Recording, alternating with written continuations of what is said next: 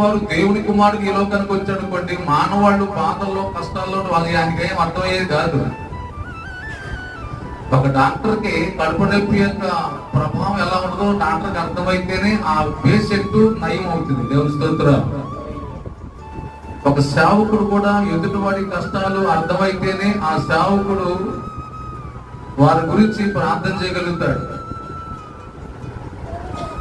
ఈ రాత్రి మన జీవితాలు కనుక ఆలోచిస్తే ఎందుకు తగ్గించుకొని ప్రార్థన చేయాలి అంటే, తగ్గించుకుంటేనే ఎదుటి వాళ్ళ అవసరాలు ఏంటో, ఏ ఇబ్బందులు ఉన్నారో మనకు అర్థమైపోయి.